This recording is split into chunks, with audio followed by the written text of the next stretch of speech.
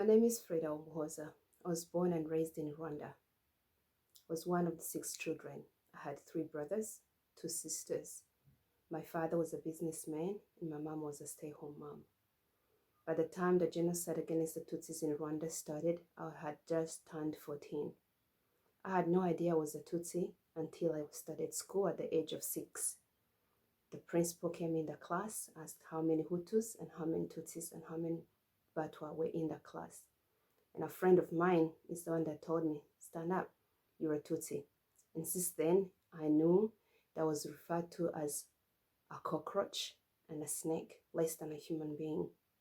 1990, when the RPF started, then we knew that we were on the list of the people that are supposed to die.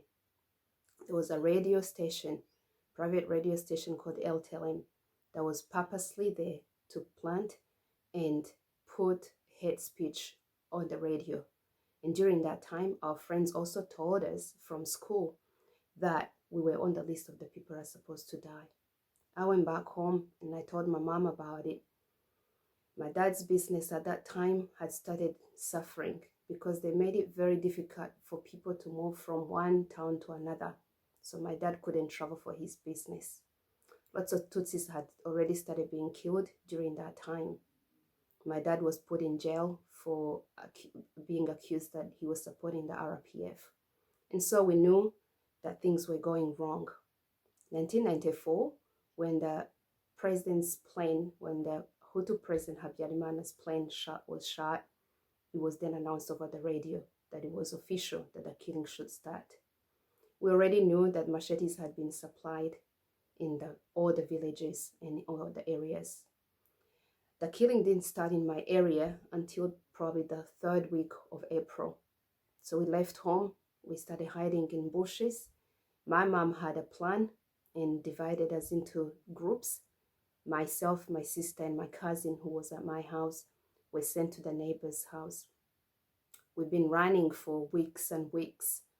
And then in May, they made an announcement, which was a lie, to tell the people that they weren't killing anymore. We then believed them and we went, but we didn't even have a choice anyways. We went back home, but there was no home to go back to. My home was demolished. Homes were being demolished or burnt. We passed by my house, which was already demolished, and we kept going to my grandpa's house. My grandpa had been a teacher, really wonderful man. In the community, he was very respected. So when we got to his house, he was still alive. They had told him that they were not going to kill him, but let him be there, not give him no food or drink until he dies after they kill everyone in the village. We were very happy to see my grandpa and to see my whole family come back. My mom came back with my brothers and 2 boys of her best friend that she had been helping. My father also returned home that same week. So I was very happy to see my whole family still alive during that time. We hadn't been there too long, and then they came and took all of us to the roadblock. Lots of other people had returned to their villages as well. And so we were all taken to the roadblock. In my village, to be shot, you had to pay. Remember, we are referred to as snakes and cockroaches. So really, we deserved the worst death. So to be shot, it was an expensive death. You had to pay for it. But we had no money. When we got to the roadblock and they asked us to pay for a grenade, my grandfather told them we didn't have any money. We were then told to go back home. And on the day that they were supposed to bury the president Habyarimana, that was the day that then they had a plan that all the Tutsis that were still alive during that week were supposed to be killed. That's now in May. It was a Saturday and they came to my house in the morning. We started hearing very early in the morning, we heard children screaming at the neighbors and saying, please forgive me, I will never be a Tutsi again. Very little children who believed that the worst crime they've ever committed was being a Tutsi. The next turn was ours. They then came to our house. We were 18 people, my grandparents, 4 of my aunties, my siblings, My youngest sister had already been killed a little bit before the genocide. So was 5 of us during that time. So my 3 brothers and my sister and I and my mom. My dad was hiding on the roof on the top of the house. He'd been there for weeks. And so 18 of us, we were told to get out of the house, and we were taken to a ditch where we were supposed to be buried, killed and buried in that ditch. When we got there, it was all our friends and our neighbors. You weren't killed by people from so far away. You were killed by a friend, a neighbor, someone that you've loved. My father, like I said, had been a businessman for a long time and had helped most of these people that came to my house to kill. My grandfather tried to talk to them and ask them to let us go. But the man who was leading the group said that the Tutsis were the only enemies that they had, and they had to finish the job, meaning killing. We were then led to that ditch. And when we got there, you had an opportunity to choose what weapon you wanted to be killed with. It could be a machete, a club, a knife, a spear, or a big tree with nails. But there was no gun, and even if there was, we couldn't afford it anyways. My father, who was hiding on the roof, like I said, was following the whole conversation. We then were asked to lay in the ditch on our stomachs, and we did. And my grandfather, again, who had a Bible in his hands, looked at them and said to them, "Why are you doing this to us? Jesus Christ loved all of us." And before he finished what he was saying, one of the guys jumped in the ditch and hit him with a club. I had already made my choice that I wanted to die by a club. And so they had asked a young man who had a club in his hands called John, that I knew very well, to kill him with a club. And so when this guy jumped in the ditch and hit my grandpa, they all jumped. My mom, that was close next to my brothers, her head was chopped off. And when I saw that, I covered my head with a hoodie, and I was very scared. And that's when I was then hit by that man that I chose at the back of my head with a club, and I fell unconscious.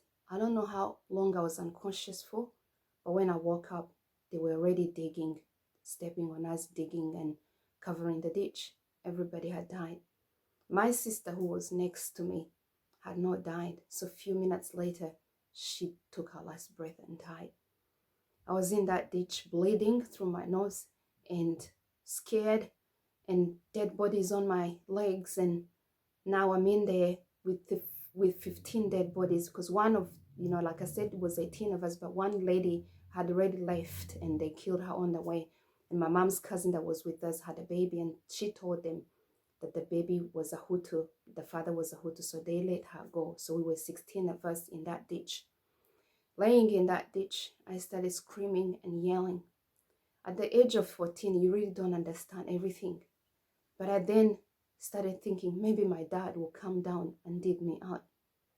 But little did I know that my dad, after seeing his wife and children and his whole family killed, he had actually offered himself to die as well, and they had taken him away.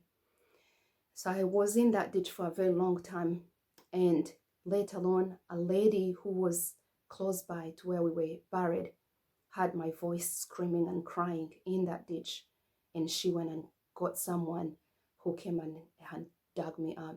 The young man who dug me out was a young man who had worked for my grandfather. And afterwards, I was taken out of that ditch. That's when then I heard people screaming and chanting and yelling that my father had just been killed. They were celebrating his death. I lost hope. Later on, the following day, I was then hit by another man who was a Hutu, and he hit me until then the RPF got into my village to liberate the country.